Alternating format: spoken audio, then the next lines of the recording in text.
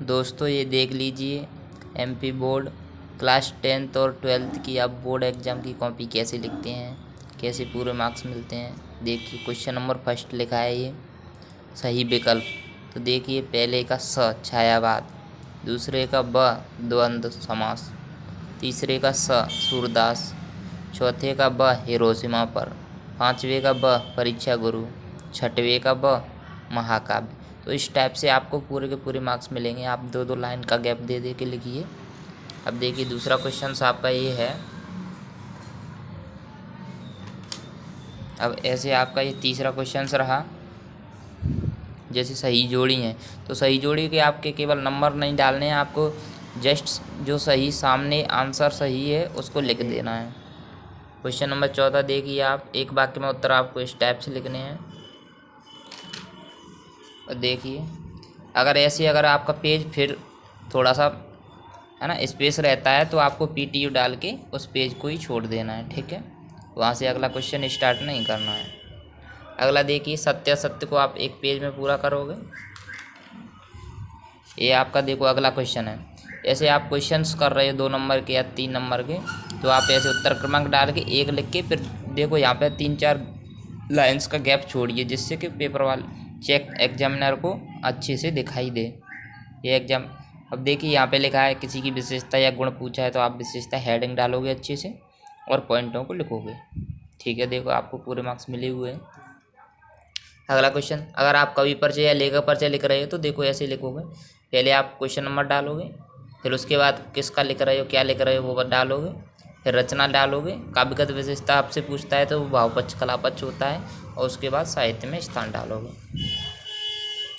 अब देखिए आप उत्तर क्रमांक, फिर आपने ये 9 डाला ऐसे रीतकाल की विशेषता ऐसे हेडिंग डाल दी।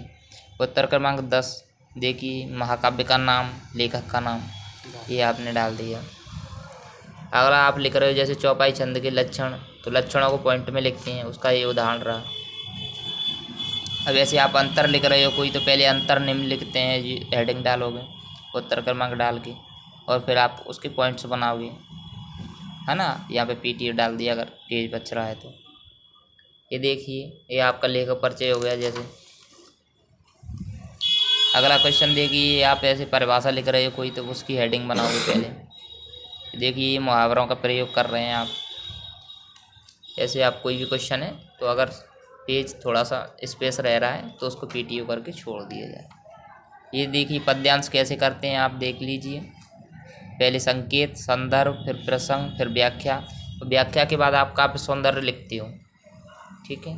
फिर अगर पेज बच रहा है तो स्पेस है तो आप पीटीओ डाल के छोड़ दीजिए। अगला देखिए ये गद्यांश है आपका, तो गद्यांश में संकेत संदर्भ वही रहता है सब कुछ, है ना। लेकिन जो आपका कवि होता है उसकी जगह लेखक आ जाता है, ठीक है।